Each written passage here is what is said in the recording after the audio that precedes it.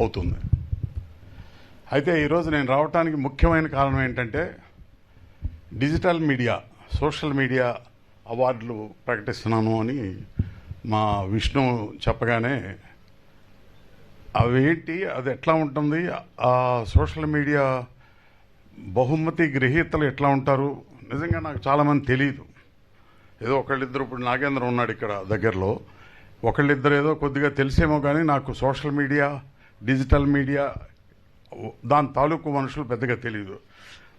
అప్పుడప్పుడు మా భరద్వాజ్ కూడా స్క్రీన్ మీద కనపడతా ఉంటాడు. ఎనీవే, వారికి అవార్డులు ఇవ్వటం నిజంగా చాలా మంచి పని చేస్తున్నారు విష్ణు గారు.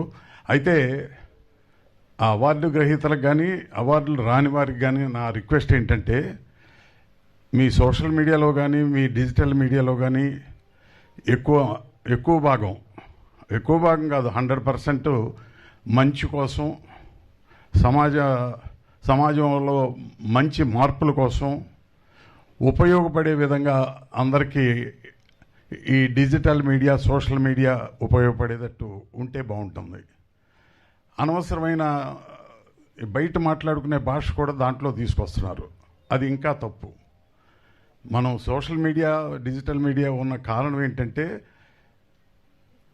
ప్రజలకి విజ్ఞానం తీసుకురావటం కోసం, మంచి చెప్పడం కోసం, భవిష్యత్తు తెలియటం కోసం ఉపయోగించుకోవటానికే తప్ప, పేపర్లు చూడండి, డైలీ పేపర్లు ఎంత గొప్పగా ఉంటాయి. ఈనాడు కానీ ఆంధ్రజ్యోతి కానీ చదివితే ఎంత న్యాచురల్గా ఉంటుంది, నిజాయితీగా ఉంటుంది. అటువంటి సోషల్ మీడియాలో అనవసరమైన రప్చర్ చేయటం, అనవసరమైన కాంప్లికేట్ చేసి లేనిపోని ఇబ్బందులు పెట్టడం. మా సినిమాలు ఎలా ఉన్నా ప్రేక్షకుల కోసం తీస్తున్నాం. ప్రేక్షకులు నచ్చితే బాగా చూస్తారు, నచ్చకపోతే వదిలేస్తారు.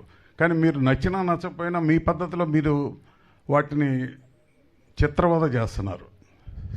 సినిమా తీయటం అనేది ఎంత కష్టమో, ఎంత ఇబ్బందులు ఉంటాయో ప్రొడ్యూసర్గా నాకు బాగా తెలుసు. వారు తీసిన సినిమాలను మీరు ఇంత చిత్రవద చేయటం నిజంగా చాలా అన్యాయం. దయచేసి ఆ సినిమాని నిలబెట్టడం కోసం చేయండి. ఏదైనా మంచి వార్తగా చక్కగా అందరికీ అర్థమయ్యేటట్టు చెప్పండి. అంతేగాని చెత్త వార్తలు, వీలైనంత వరకు శాడిస్టిక్గా సినిమాలను చిత్రవద చేయటం, ఇలాంటి ఖచ్చితంగా తప్పు. విష్ణు, మీరు ఎవరికి ఇస్తున్నారో నాకు తెలియదు. వారందరినీ నేను చూడాలనుకుంటున్నాను, వారిని రిక్వెస్ట్ చేద్దాం అనుకుంటున్నాను. అందరినీ ఎట్టి పరిస్థితుల్లోనూ ఇక ముందు ప్రజలకి విజ్ఞానం పంచిపెట్టడంలోనూ, మంచి చెప్పడంలోనూ, మంచి ప్రవర్తన తీసుకురావడంలోనూ ఉపయోగపడితే చాలా గొప్ప మీడియా ఈ మీడియా. అటువంటి గొప్ప మీడియాని చెత్తగా రాసి చాలా అన్యాయంగా ఉంటుంది. లాంగ్వేజ్ కూడా చాలా వరస్ట్ లాంగ్వేజ్. ఇంట్లో అందరూ చూస్తారు, చిన్నపిల్లలు చూస్తారు, అక్క చెల్లెళ్ళు చూస్తారు, అందరూ చూస్తారు ఆ మీడియాని.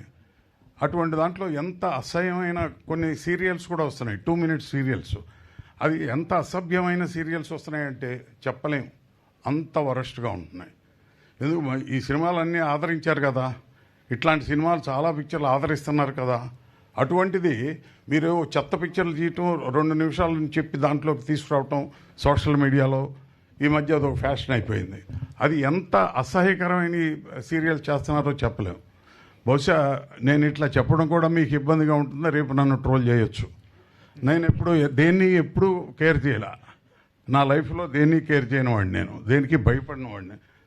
అటువంటిది మీరు ట్రోల్ చేసినందువల్ల నాకు వచ్చే ప్రత్యేకమైన నష్టమేమి లేదు. సో దయచేసి మిమ్మల్ని ప్రార్థిస్తున్నాను, ఇటువంటివన్నీ ఆపండి. మీరు గొప్ప మీ క్రియేటివిటీని గొప్ప విషయాలకు తీసుకెళ్ళండి, ప్రజలను చైతన్యవంతం చేయండి. అంతే తప్ప ఇటువంటివి మీరు దయచేసి మానేయండి. మీరు పాపులర్ అవ్వాలంటే బోల్డ్ అన్ని రకరకాల ఉన్నాయి, అవి చేయకుండా మీరేదో చాలా బలహీనతలను దృష్టిలో పెట్టుకుని ఆటో రిక్షా తోలే వాళ్ళ కోసమో, ట్యాక్సీ తోలే వాళ్ళ కోసమో, హోటల్స్లో క్లీనర్స్ కోసమో మీరు చాలా అసభ్యకరంగా తీసి వాళ్ళని కూడా బలహీనపరిచి వాళ్ళల్లో లేనిపోని అన్ని రేకెత్తించి సమాజానికి చాలా నష్టం కలుగుతుంది. దయచేసి మీరందరూ నేను చెప్పేది పాజిటివ్గా అర్థం చేసుకోండి. నాకేం మీ మీద ద్వేషం లేదు. దయచేసి మీరు ఎలా చేస్తే బాగుంటుందో ఇక ముందు ఆలోచించండి. Thank you very much. Thank you Vishnu.